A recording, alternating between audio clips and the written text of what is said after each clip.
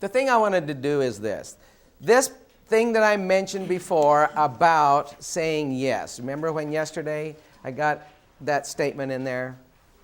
I love this sign that I saw also at the Wilderness Lodge. I wandered around the Wilderness Lodge quite a few times because I just felt like that was the most friendly staff to ask questions to, and they got used to seeing me.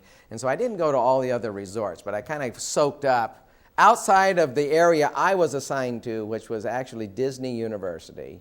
And it's not a university in the sense that they give credits, you understand, right? It's like GM University or whatever. It's their seminars for their staff and for business community leaders and so forth. They had this sign, "You're always right when satisfying a guest." And that's back to that thing we said yesterday about courtesy is more important than efficiency, and saying yes, being able to say yes like the housekeeper. You're always right. If you came back a few minutes late and that's what you were doing, you're always right when satisfying a guest. What do you want from a frontline person when you have a problem? Take 2 minutes at your table to make a quick list of that. And I'm going to give you some from the research, so leave a little space for what I'm going to put up here too. I suspect the two will match nicely. That's all I want to see. So put a quick list from your table. What do you want when you have a problem from a frontline person? Okay.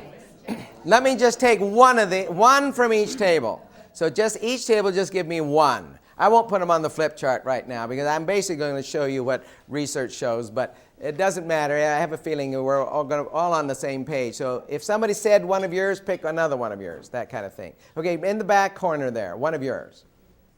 Listen. Okay, you want them to listen when you have a problem. Good. And over here? Courtesy. Okay, you want them to be courteous? Was that the table back there? Okay, this one right here.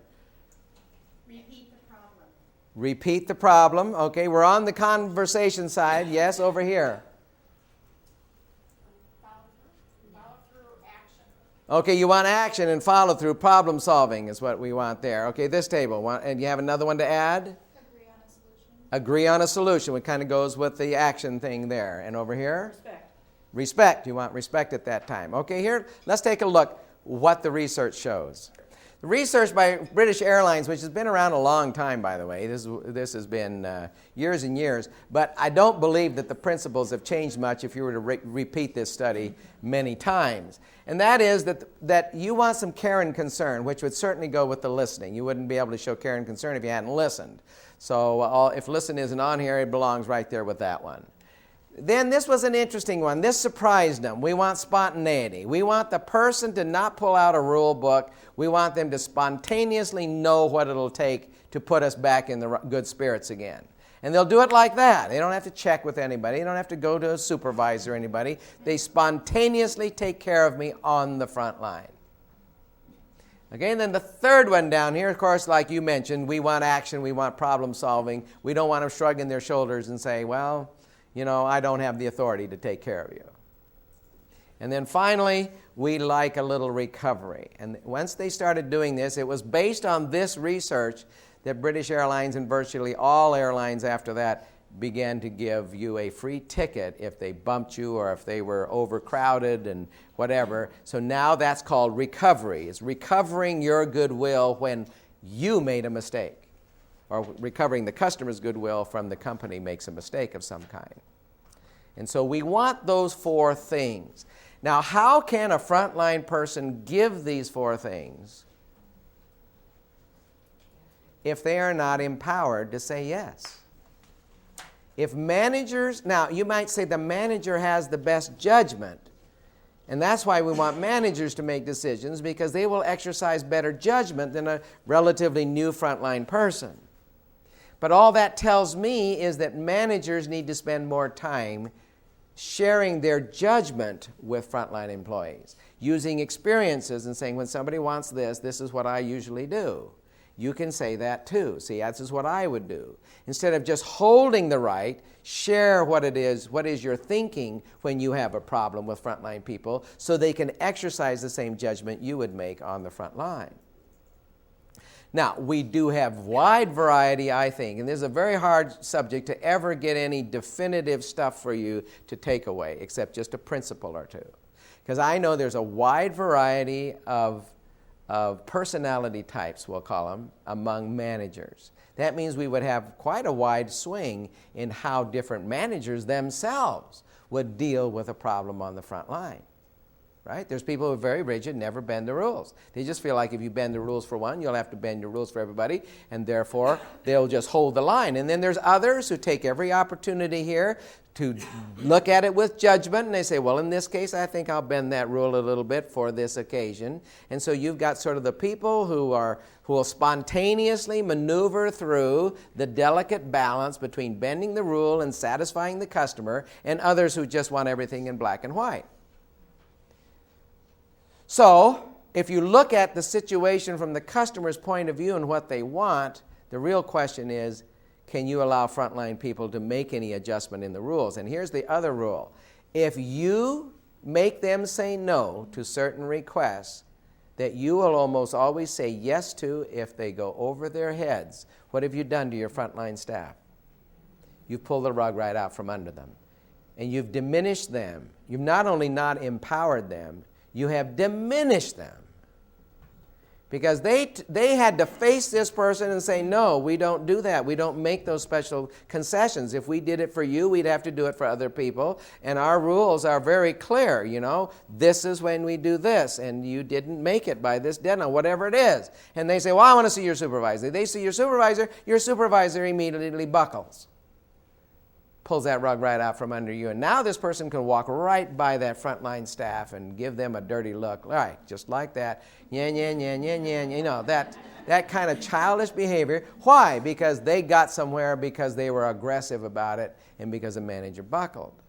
So if you tend to bend the rules in certain situations, then I believe you should share what makes you do that and when you hold the line so that they can do the same. Because then we will have what the customer wants anyway, is consistency. They can't go over their head and get something different. But the customer also likes to believe that some rules can be bent. Look at what we have done to ICU about bending the rules. I mean, come on. What has the customer revolution done to the rules in ICU? I mean, my wife's hospital, it's just 24-hour visitation round the clock. You know, it used to be 10 minutes on the hour, chase them out. All this business about you can't be in here, you can't keep you can't be by your loved one right now. It's disturbing to them. You know, all the studies that show just the opposite and where we have gone. So we've taken the rules that were so rigid in ICU, and not only did a few people bend them, right? Pretty soon we've just thrown out these rules. A lot of these rules just gone out the door, and they were so sacred at one time. See? So thinking about rules, what Frontline can say, when you pull out the rug, and how do you share your judgment with them is an important conversation to you to have with yourself and your staff. And again, we can talk about the questions, the right questions to ask. I can't give you all the right answers for every situation, obviously. But the principle, these would be my principles. I would say, how can we implement these principles whenever we are dealing with problems? And then how do I let my frontline people implement these principles so it doesn't just be me that gets to make all the decisions? Now, if we have a high control need, then as you know, this is falling on deaf ears. Because part of that is a need that's often driven very deep inside. It's not something that you just give up easily. Those are all questions that enter in, but we can still start with the principle, and you can be introspective about how much control you feel that you need on this. And I admire managers who can share that control with frontline staff, where they're trained and educated to do it. They're not just left and abandoned because the manager doesn't want to handle problems. It's because she's sharing her skills. And then I did have this one, right? It said before, it's not my fault. Somebody stopped me and said, you didn't give them the last one there. And that's true. I didn't intend to skip it. Here's what's wrong with saying it's not my fault. Isn't that easy to do, though? You weren't there, so it wasn't your fault. You were there, but it had nothing to do with you, so it wasn't your fault. And it's real easy when they're saying, what happened here, for you to say, well, I'll tell you one thing, it wasn't my fault. Right? And get that out of the way right now. Here's our problem with that. Great teams with great coaches Do not make people feel like we are looking for blame so we can punish. We're not looking for blame so we can punish. When you're looking for blame, it's all about whose fault was it. If you start us down that road, our next natural impulse is to say, well, if it wasn't your fault, whose fault was it? And we have started down the wrong road in problem solving. That's all I'm saying. You got us started by making that statement. You made it about fault yourself. So it's an easy thing to say, but there's really only two ways that you need to answer this. Just say, I wasn't there, I don't know what happened. Let's don't say it wasn't my fault. Or you were there and you say the same thing and say, well, I was there and here's how I saw it. Here's what I think happened. You see what I'm saying? And so you share your idea of what happened without blame so that how? We can improve or we can prevent this in the future. And that makes it a much nicer statement. Here's what I think happened. That's a better statement. Okay, Disney's service department. This is kind of interesting, I thought. Disney has gone through some changes. In the 1970s, if you had a problem or a complaint or something happened in the park, you knew where to go. In Orlando and Epcot Center, I know exactly where that used to be. And that was, as you come in the front gate, it's kind of over to the left. Well, let's say you're clear to the other side of the park. It means something happens in the American Pavilion in Epcot, if you've been to Epcot, and you're as far away from where the complaints are handled as you can go. It'd take you an hour to get back there practically, or maybe at least a half an hour. So you got to go back there to get your complaint taken care of. That's the way it was in the 70s, a central complaint service department. I think they didn't call it complaint department, they called it the service department. So you went there for your service. And they could give you another free ticket or make some kind of recovery if they wanted to, but that was where it was. Well, they decentralized that. This authority to say, yes, I can help you. They decentralized that in the 80s by doing what? Making it each pavilion's responsibility. So that if it happened at the American Pavilion, I just go into the pavilion, and instead of them telling me where the service place is at the front of the park, they say, well, we have a department here.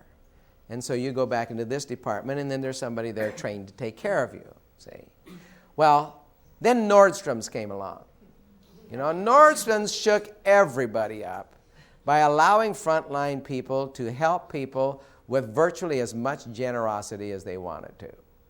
Now, I'm sure they had conversations with people who went overboard. I can't imagine they didn't, People who gave away the store, I have a feeling, got at least a conversation with their boss about giving away the store. But it was never in front of a customer.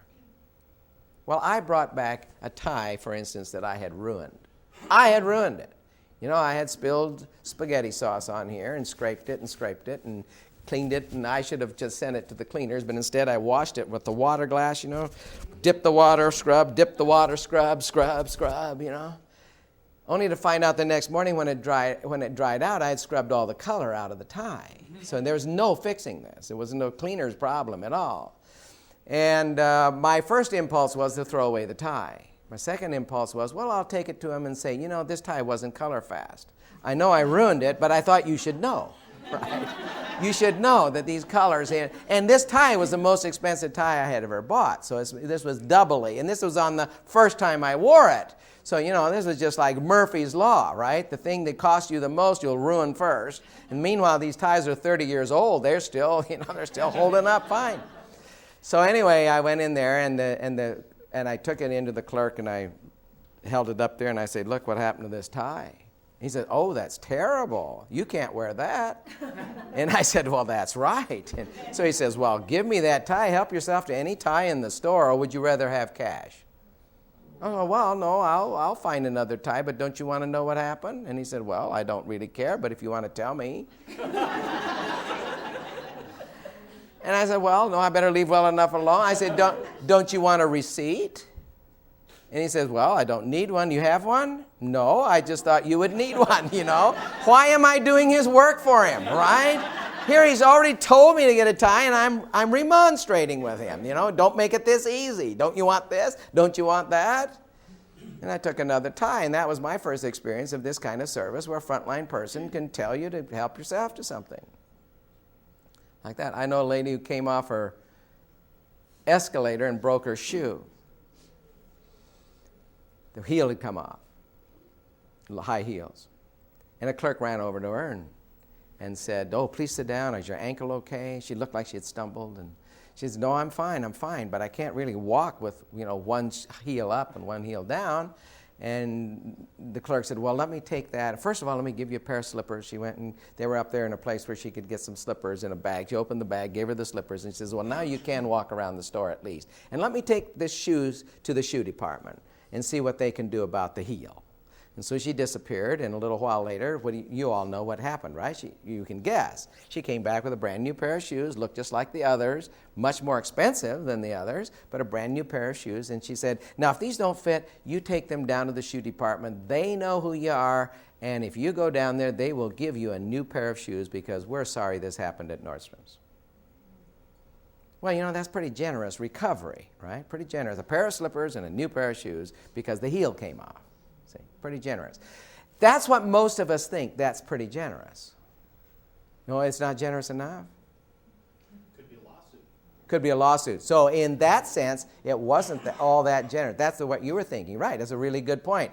Because that person, by taking care of it now, prevented probably a lawsuit just like that. And a pair of shoes is cheaper than getting some medical bills sent to you because you'd had a sprained ankle and they had to do this and take x-ray and whatever else. Correct, yeah. But here's the interesting thing to me that is unlike any organization that I've worked with, especially hospitals, I think, and it's this. How can it be that a frontline person in lingerie under a different vice president can go to another department under another vice president, leather goods or whatever shoes come under, right? Go to there to another frontline person that I don't even know and never saw my customer and say, "Here's a situation I've got, what can you do for my customer?" And they rush around and they say, "Well, we'll match this, takes this back to her." And then, the recovery is one thing. That's pretty generous. But what amazes me is the working together to give recovery. That was what I found the most amazing in this little story and many examples like it. To where they even take back things you've heard that they didn't sell in the first place. That's how generous sometimes these frontline people get. Now, I asked a frontline person at Nordstrom's, "Do you like doing this?" He says, "Well, I like doing it, but I don't like the paperwork I got to fill out." "Oh, you got that?" She said, "Oh, you bet. Every time we do anything for a customer, they're satisfied and they leave, and we've made them happy, but now we got to drop everything, and I've got to go off the floor where I'm making my commissions. For the next 20 minutes, I won't be out there making any commissions because why? I'm doing all the paperwork required to justify what I gave away. How much did it cost? Has to be taken out of inventory with an explanation. Something has to be boxed up sometimes and sent back to a manufacturer. I have to do all of that. And I'd rather be selling. Now, it's wonderful to put that smile on their face. He says, "I used to work at Macy's, and all of that work was done by my manager. I would simply say, 'We've got a problem out here.' The manager would take over. The manager would do the paperwork, fill out all the work, and do all of that." So it isn't like they just do it like this and then there's no work involved. It really does take work. It takes conscientious work sometimes to do this. So when Disney hears about Nordstrom, they can't be left behind. So now, of course, Disney, since the 1990s, has empowered frontline employees to give away all kinds of stuff. If they can do it in the name of, you're supposed to balance. If you drop an ice cream cone, you get an ice cream cone. That's a little different. But if something really bad happens to you, they may give you another night in the hotel for free. And if that doesn't work for you because you got airplane reservations, then they're going to give you some return ticket, or they'll do what they can to give you something generous in order to get recovery. Which brings me then to the question of recovery. A lot of hospitals are wrestling with, can we do an empowerment involving recovery for frontline staff? Do you have anything going, or you have a committee working on this, or anything in the area of recovery at this hospital? Not especially? Well, not that. But let's say, hospitals are saying this. Okay, so if you haven't heard of recovery, this is what a lot of hospitals are doing. And I'm not recommending the way they do it. That's the thing. So if you're not doing anything, I think it's worth a discussion somewhere, and I would just give you some touch points to be careful of. I believe that when we make a mistake, we should try to do some recovery that says, I'm sorry. Now, that can be just a rose, it can be a meal ticket to the cafeteria, or whatever. But having said that, I also believe that if the person doesn't complain and they've been inconvenienced, we should do the same thing for them that we would have done if they did complain. That's what's missing in a lot of these situations. If I may raise a stink about the fact that you've moved me 3 times in this hospital, and my doctor couldn't even find me after this last move when he came in here, and dietary has delivered my tray to the wrong room because you've made such a mess of these 3 moves you did me in. Let's say it's that kind. If I complain, okay, here comes our system of recovery kicks in. We have an employee who buys a gift at the gift shop, orders some flowers, brings a basket of fruit or whatever to the room. Well, we say that's wonderful, and a lot of hospitals are really proud of that. But what about all those really generous people who had all those same irritations, and they just simply said nothing? See, I would like to see more consideration given to the common complaints that happen. What can we do in the way of recovery when that happens that is automatic because it did happen? For instance, when I'm at a Marriott hotel and I ask for something that wasn't in the room or something like that, I will get recovery without really making it a complaint. It'll just happen if they understand that something was inconvenience. So that's number one. The second thing I would say about recovery is that it needs to come out of somebody's budget, not really out of administration. Now, that's going to sound totally against. The way it's being done now in most hospitals is administration sets up a special budget for recovery.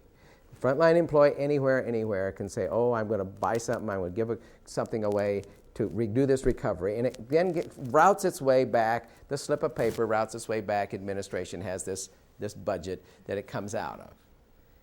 Places that have done this, you just don't lose much money in this. This is not a big money thing. It's relatively trivial. But here's what happens. If something happens that is a mistake commonly made in your department, and you never see the consequences of that mistake, you just absorb it, and administration absorbs those consequences in a separate budget, here's my concern. How does it ever come on the table as a topic of discussion if you don't see something happening to your budget because of the mistake? So let me give an example. I had talked about some of this to a group of people, and there was a lab director there. Her name was Gary L. Meadows, and she really took this to heart. She went back, this little talk we just had here, she went back to her staff, and they had heard me speak, actually, because I had talked to frontline people as well at this place. And so they were familiar with who I was, and she said, now, what I want to ask you on our staff here is, what is a decision that I make that you don't feel like you have the power to make? And one of the things they suggested was this. If we have to call somebody in for another lab draw because we made a mistake, we didn't get one of the tests written onto the piece of paper that ordered it, and this is really important to the physician. Now when somebody notices the mistake, we call you up at home. You came in yesterday early in the morning, missed an hour of work to come in here, and then now we're calling you and say, I'm sorry, that's not good enough. You'll have to come back. We made a mistake. When they come back, they're sometimes very upset. Some just come back, no problem. But they come back, sometimes they're upset. And when they're upset and they say, well, what are you going to do about this? I have missed now this much work, and that cost me this much money, and not only that, I had to find somebody to take my kids to school this morning. When they're all upset because it's cost them something and all of this, and we say, well, we're really sorry. The best we could do is, have you talk to our manager. And then you, Gail, you tend to lean over backwards to take off their copay, to not, take it off the bill, not charge, not be any charge for not only the second draw, but even the first one, no charge for the first one either, because we make a mistake. That's what you do. And she says, well, I have no problem with you telling them that, so let's just do that. If we make a mistake, they come in, we'll tell them, we're really sorry we made this mistake. They don't have to get mad to get this. We'll just automatically say, and there'll be no charge for either tests. And so her staff, okay, great. And so they had been doing this. Well, later when she was talking to me, she said, this is what we did, Fred. They're all making this decision. They can write people's bill off. They can say this will not appear on your bill. And a frontline person, a phlebotomist, can say that to somebody. I said, well, that's great, except I'm not sure it does a whole lot for the person when you write something off their bill if the bill is being paid by somebody else. I'm just helping you think through recovery here. I'm not telling you what to do, just as I was thinking this through with Gail. So I told Gail another story. I said, give me an example, Gail. I knew the patient, he was a customer service specialist for Marriott National. He was a national speaker, and he and I had gotten acquainted at doing a couple of seminars where we both were there. And he had told me about an experiment that they did. What they do at Marriott, if they bump you, if the rooms are full and somebody was supposed to check out, and you arrived and now you don't have a room, they didn't toss the person out who's in a room. I don't think any hotel does that, who stayed over. They don't chase you out. They don't say you have to leave. We got people coming in. What they do is take that person and help them get another room. Only Marriott goes the extra step of giving them an upgraded room at a better hotel or as good or better, and then paying the bill for you so that you have no charge. And every time they did this in one of their good Marriotts, like the convention center type of Marriott, right, these Marriott resort kind of places, every time they did this, they said it was costing Marriott $800 to $1,000 every time, when you consider the meals that were lost and the lost revenue and then the paying the revenue at another place. $1,000 was gone like this for Marriott whenever they did this. But here's what they did. They took a group of people who had had this happen to them, and they asked them in a focus group, how did you like this policy of Marriott's? And they said, well, here's the problem with that. I come to a convention. I've got to take a cab every day now to get to the Marriott where the convention was. That's out of pocket. It's a nuisance to me. You pick up my bill, but I was turning in my bill anyway. So all you did was pay this off for my organization. And while I'm a loyal member to my organization, I can't see that you did anything much for me. Sounds a little selfish, but that's what the message that they got. And still all the inconvenience on top of that. So here's what the moderator asked them. And finally the moderator said, well, what if we did this? What if instead of Marriott picking up the tab at the other place, Marriott just gave you $200, and then you put everything in the other hotel on your normal expense bill, and you got $200 cash for all your inconvenience. Oh, we'd like that a lot better, right? And so at the better Marriott, it depends on the price range. I don't think they do this at the Fairfield, but the point is, at the better Marriotts, what they do then, if they have bumped you and it's their fault, you see, their recovery is $200. Now, notice the win-win here.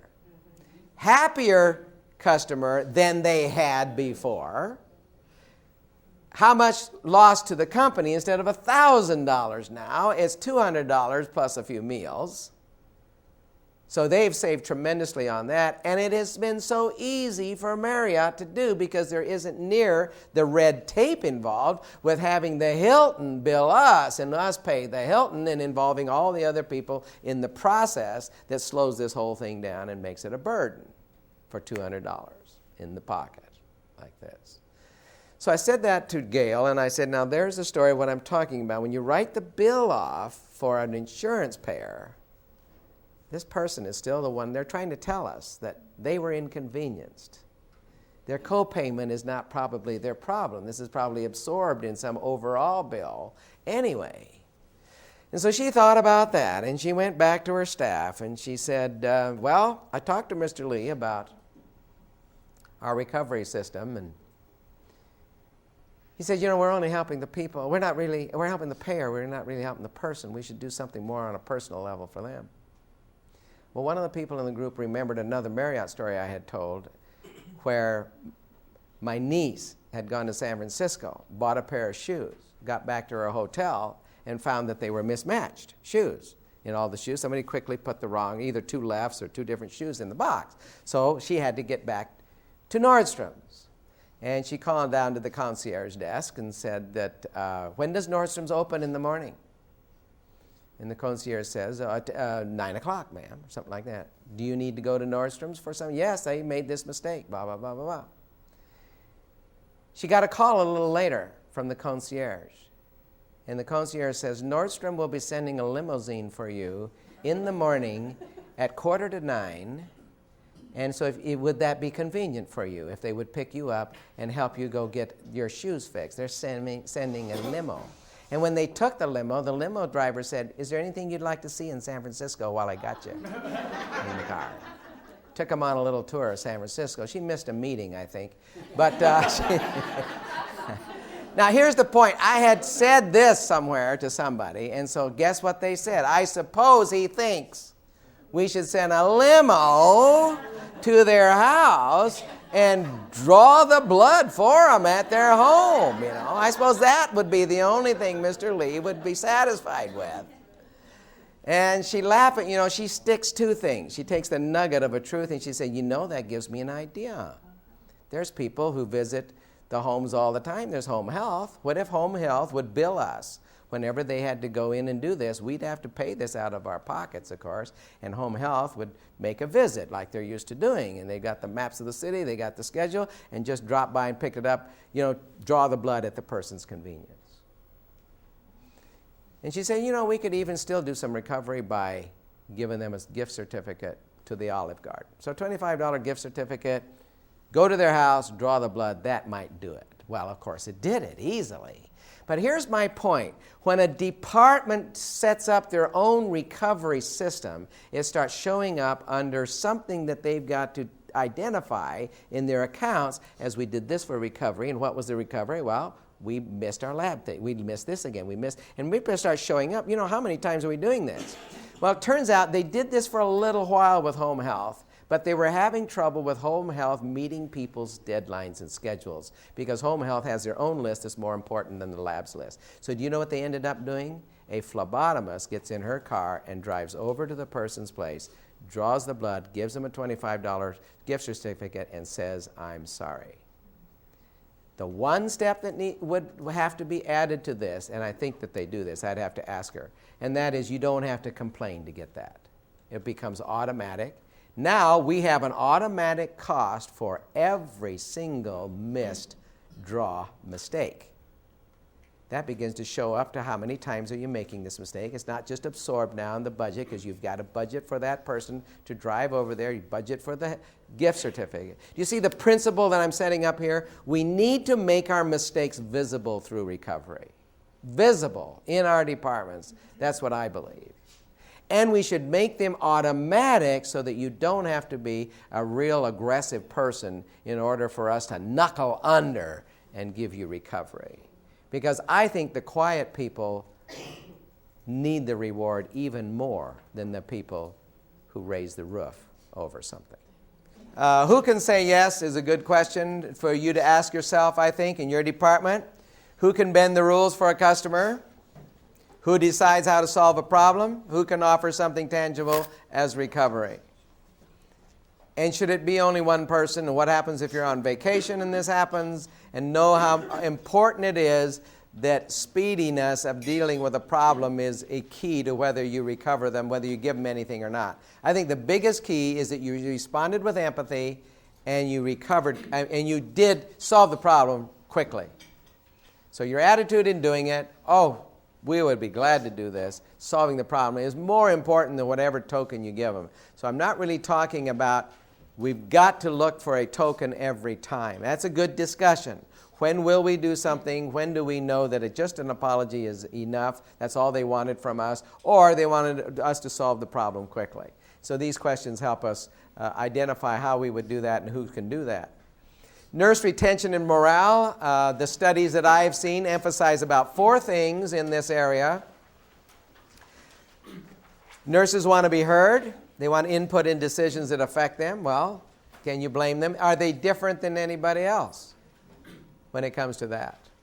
They may be in a more stressful environment than they've ever been in, and we've lost more of them than we would like, and fewer of them are going into nursing maybe all of those things are true, but when it comes to this basic need we all have to have some input into the decisions that affect our lives, our ability to help decision making. And so that's why I like to stress that the more we will disperse leadership, which is another one. Nurse managers that have no authority, where the director of nurses is rather a micromanager who has to get involved in every single nurse manager's unit on decision making. It's very frustrating. That unit doesn't have the smoothness of communication if we can't disperse, let go of leadership, so that nurse managers know when they know that most decisions they can just make right then and there. They know what the director of nurses would want. And I would go so far as to say shouldn't even have to check with the director of nurses to see if they did the right thing. Wouldn't even have to tell her that they did something. That's real empowerment. Because the truth is, when you tell somebody, check with me first, they don't really have the power to say yes. Even as small a thing as that, check with me first. I know we can't stand the idea we would be ever left out of a loop. But the point is, we're talking about the routine things. If you empower people to make decisions, then don't even have them check. How much time does a person have on the weekend to try to track down the director of nurses by phone in order to check first if they can open this unit because, there's the day surgery is closed today, but the hospital needs that unit to take people from ED and put them at least in some kind of a holding area. Now, most people say, well, the director of nurses has to decide that. But why can't that? That's a yes question. Yes, we can open this up. I can decide right here. I'm the supervisor on this ship. I can decide. Does the person who runs that unit have to be told even? If the policy is, when it's overflowing to this level, please open that unit when we're closed. And that's going to take our overflow for it. Now, do I have to check first every time I do it? If I do have to check first every time I do it, then I have slowed down that poor person who is trying to make decisions fast, open a unit. We're backed up today. Now we're going to make them step down and do one more hurdle so that somebody who needs to feel, right, that they were part of the decision. So this business of dispersing leadership is a bigger question than we generally talk about when we just say disperse leadership. But disperse leadership, the reason this hits a deep psychological core in people is because one of the highest reasons for burnout and depression is lack of control, either at home or at work. Typically, burnout is when you have no real control over it. Decision making brings you more work, but do you realize it even brings you a sense of competency and control that balances the stress of doing that job? So if you take the one thing that is fun in your job, which is being in control and making decisions, and you take that away from the people reporting to you so that you have that wonderful sensation of making decisions, everybody needs that sensation, is what I'm saying. Psychologically, it's like a breath of fresh air to be given the ability to do that and know when you can. And the more of that you have, the more competent you feel. And is that sense of competence and control that builds self-esteem. And with self-esteem comes an awful strong ability and a hearty strength to handle stress and ward off depression, which gets lost when a person feels they have no decision or no control. But again, I use the nursing ones to say, isn't that true with everybody? See, because the research is so strong in nursing right now, because retention of nurses is such a big issue out there, that we're now doing research and we're asking questions. We're finding out the hospitals who don't have to get nurses, what are they doing? What are they doing differently? And then these are the things that we find out. These are the top ones. There's a nice laundry list, but I just picked the top 4. Relationship with physicians has a lot to do with nursing morale. And then finally, a manager who cares about them and listens is an extremely important part. So whenever I talk about these things, I think, well, how's that different than me? I would want a manager who listens and cares about me too, see? So I use the nursing ones hoping to prod you into thinking about these same 4 kinds of things that everybody probably needs more of from those of us in control. Now, I think in a smaller place, as is us all bias talking here, I would think in a smaller place, this kind of stuff's a little less of a problem. I could be wrong. Because you're already on the front lines yourself so much. Maybe. The bigger the place, the more you are isolated from the front line, the longer it takes the chain of communication to get to you, the longer it takes to get back to the front line again, the more isolated you are from the problems. That goes with size. And I've heard many of you tell me on the side here, we love the size of this place because we get to know everybody, we communicate more rapidly and easily when it isn't burdened with too huge departments and like that. And so you may have an advantage that me talking about that point isn't quite as strong for you or needed with you as with a large place.